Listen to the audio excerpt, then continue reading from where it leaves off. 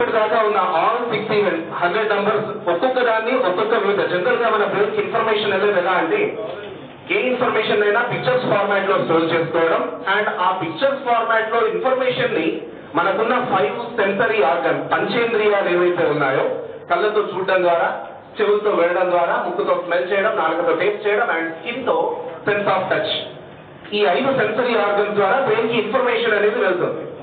But proper channels ద్వారా వెళ్ళిన ఏ information అయినా కూడా బ్రెయిన్ లో అలాగే రిజిస్టర్ అయి ఉంటుంది కానీ అది ఎక్కడికి వెళ్ళదు. ఇది బయాలజికల్ గా ప్రూవ్ అయిన విషయం. మరి అయినా మతిమరుపు ఎందువల్ల అంటే ఐ వుడ్ సే 2 కారణాలు చెప్తూ ఉంటాం. ఏంటంటే ఒకటి, because of lack of proper awareness about brain. KG to PG మనం చదివే విద్యలో ఎక్కడైనా కూడా ఏం చదవాలి అనేది ప్రతి టీచరు చెబుతారు కానీ అది ఎలా చదవాలి అనే దాని గురించి మాత్రం ఎవరు డిస్కస్ చేయరు.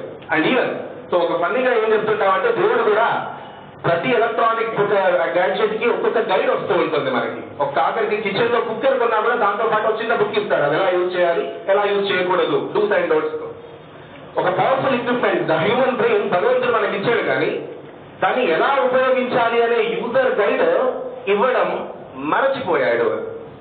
అంటే దేవుడు కూడా మర్చిపోయాడు అని చెప్తూ ఉంటాం. మరి అలాంటి ఒక పవర్ఫుల్ యూజర్ గైడ్ అనేది జనరల్ గా ప్రాపర్లీ ట్రైన్డ్ బ్రెయిన్స్ అనమాట. కరెక్ట్ గా యూజ్ చేసుకుంటే ఇలాంటి అద్భుతాలను మనం సృష్టించవచ్చు. రైట్. సో ఒకటేమో lack of proper awareness about brain and రెండవది ల్యాక్ ఆఫ్ కాన్సన్ట్రేషన్ అని చెప్తుంటాం. అంటే ఏదైనా కూడా ఎప్పుడు మోడర్న్ ఎరాలో చాలా బిజీ షెడ్యూల్స్ వల్ల మనం ఒకటి చేస్తూ ఇంకోటి ఏదో ఆలోచిస్తూ ఉంటాం. ప్రెజెన్స్ ఆఫ్ మైండ్ అనేది దాదాపు 99% మిస్ అవుతూనే ఉంటుంది. 100% ప్రాపర్ ఛానల్స్ ద్వారా 100% ప్రెజెన్స్ ఆఫ్ మైండ్ తో మనం ఇన్ఫర్మేషన్ అనేది వెళ్ళినప్పుడు బ్రెయిన్ లో అలాగే స్టోర్ అయి ఉంటుంది. ఇది ఎలాగంటే ఒక గ్లాస్ తీసుకొని ఆ గ్లాస్ లో కాస్త వాటర్ పోసారు, కాస్తంత చక్కెర వేస్తారు. ఇప్పుడు ఏమవుతుంది, వెళ్ళి అడుగు భాగాన సెటిల్ అవుతుంది. ఒక టీ స్పూన్ తీసుకొని 5 స్టిరిక్ ఫోన్ బాగా కలిపాను, కరిగిపోతుంది కదా. ఇప్పుడు కనిపిస్తుందా చక్కెర? కనిపిస్తుంది. అంటే దాని అర్థం మన బ్రెయిన్ లో ఇంకా వాటర్ లో చక్కెర లేదనా? టేస్ట్ చేసినప్పుడు తెలుస్తుంది షుగర్ ఉందా లేదా అనేది. ఇన్ ద సేమ్ మేనర్ మన బ్రెయిన్ విషయంలో కూడా జరిగేది అది. ఏ ఇన్ఫర్మేషన్ అయినా కూడా మనిషి పుట్టిన దగ్గర నుండి చనిపోయేంత దాకా ఒక్కసారి బ్రెయిన్ లోపలికి ఇన్ఫర్మేషన్ వెళ్ళిందంటే అది ఎక్కడికి వెళ్ళదు, అలాగే స్టోర్ అయి ఉంటుంది. అందుకే ఏమని డిఫైన్ చేస్తామంటే బ్రెయిన్ ప్రాసెసింగ్ ని it's all about bringing right information at right point of time. అంటే అవసరమైన టైంలో అవసరమైన ఇన్ఫర్మేషన్ ని తీసుకురావాలి. పర్సనల్ గా మనం అందరం కూడా దీన్ని ఎక్స్పీరియన్స్ చేసే ఉంటాం ఇలాంటి దాన్ని. Okay, I tell you general గా ఎక్స్పీరియన్స్ చేసే ఒక ఎక్స్పీరియన్స్. ఇంటికి వెళ్తాం, ఓకే, ఆఫీస్ నుండో లేదంటే వేరే ఏదో ఒక పనులన్నీ కంప్లీట్ చేసుకొని ఏదో తొందరలో హడావుల్లో టీవీ రిమోటో లేదంటే బైక్ కీసో ఎక్కడో ఒక చోట పెట్టేస్తాం, వదిలేస్తాం. మళ్ళీ నెక్స్ట్ డే మార్నింగ్ లేదా అవసరం వచ్చినప్పుడు దానికోసమని మనం ఎంత వెతికినా అది దొరకదు.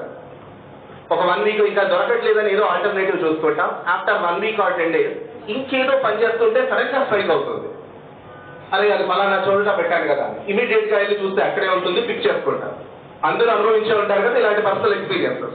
స్టూడెంట్స్ విషయానికి వచ్చినట్లయితే ఆన్సర్స్ ఉంటాయి, బాగా చదువుతారు, ఎగ్జామ్ లోకి వెళ్ళి రాద్దామని చెప్పేసి పెన్ను పెడితే మాత్రం కదలదు, ఏదో 1-2 వర్డ్స్ వచ్చి ఆగిపోతూ ఉంటాయి. మర్చిపోయామని వదిలేసి వస్తూ ఉంటారు. వచ్చిన తర్వాత ఒక్క వర్డ్ ఎవరైనా అందిస్తే చాలు మొత్తం ఆన్సర్ అంతా కూడా మళ్ళీ ధారాళంగా వచ్చేస్తూ ఉంటుంది. అంటే ఇప్పుడు చెప్పండి, బ్రెయిన్ లో మరచిపోయిన ఇన్ఫర్మేషన్ బ్రెయిన్ నుంచి పోయిందనా? నో. ఒకవేళ పోతే మళ్ళీ ఎక్కడి నుండి వచ్చింది? ఇట్స్ నథింగ్ బట్ బ్రెయిన్ లో ఉంది, కానీ దాన్ని తీసుకురావడంలో కొంతమంది విఫలమవుతారు, కొంతమంది సఫలమవుతారు.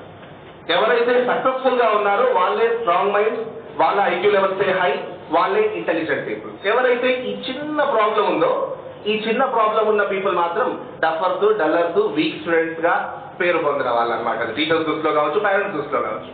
కానీ నిజానికి ఒక స్ట్రాంగ్ మైండ్, వీక్ మైండ్ అంటూ ఏది ఉండదు. ఇవాళ సాహితీ చేసింది దీని వెనకాల సాహితీయే by birth she is a genius prodigy అనేది ఏమీ లేదండి. ఏదైతే సాహితీ చేసిందో even anyone can do that. But దానికి కావాల్సిందల్లా ఏంటంటే సరైన రీతిలో కృషి చేయడం, బ్రెయిన్ దృష్టిలో ఒక ఇంట్రెస్ట్ అనమాట. రైట్. సో సాహితీ ఆ ఎఫర్ట్స్ అనేది 100% పెట్టింది కాబట్టి she have become a judge. And ఎవరు పెట్టినా కూడా they are going to be successful అనమాట. ఇది నాట్ ఓన్లీ దట్. సో సాహితీ చేత ఈ రికార్డ్ చేయడం వెనక ఉద్దేశం ఏంటంటే అది తన జీనియస్ ఏదైతే ఉందో ఇంటెలిజెన్స్ అనేది కేవలం మెట్రో సిటీస్ కో దీనికో పరిమితమైంది కాదు. అది మండల్ హెడ్ క్వార్టర్ అయినా, డిస్ట్రిక్ట్ హెడ్ క్వార్టర్ అయినా, ఎక్కడైనా కూడా ఇంటెలిజెన్స్ ఈజ్ ఇంటెలిజెన్స్.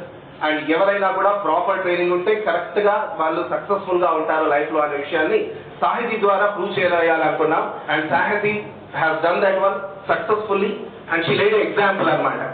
సో ఇవాళ తర్వాత ప్రతి ఒక్కరికి కూడా సాహితీ అనేది ఒక ఇన్స్పిరేషన్ అవ్వాలి అనే ఉద్దేశం. And I hope she successful up to now. Let's see the 5 value. ఇక 5 వాల్యూ కంప్లీట్ అయిపోతే ఇక రికార్డ్ హోల్డర్స్ మన ప్రతినిధులు కూడా ఇక్కడే ఉన్నారు కాబట్టి they are going to announce the record. మరి వచ్చిందా లేదా అనేది అంతా కూడా